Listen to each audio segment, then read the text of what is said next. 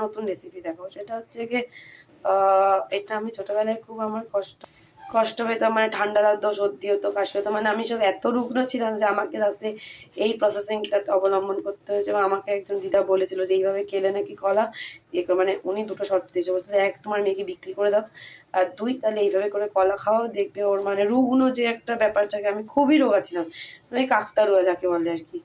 তো সেটা অনেকটা ক্লিয়ার হবে। তো এটা হচ্ছে কি মানে মেন হচ্ছে বর্তমান কলা নিয়ে ওটাকে কাটতে হয়, কেটে তার মধ্যে মাখন লাগাতে হয়, তার সাথে চিনি অ্যাড করতে হয়, করে তারপর এটাতে তৈরি হয়। তো আমি লাস্টে তোমায় দেখাবো যে কি আমি তৈরি করলাম।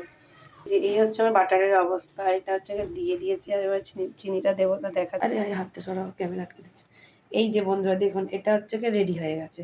এর মধ্যে চিনিও দেওয়া আছে, বাটারও দেওয়া আছে, অ্যান্ড এটা কিন্তু খেতে দারুণ। আপনারা অবশ্যই এটা ট্রাই করবেন অ্যান্ড জানাবেন যে খেয়ে কেমন লাগলো। আর বেবিদেরকেও আপনারা এটা দিতে পারেন।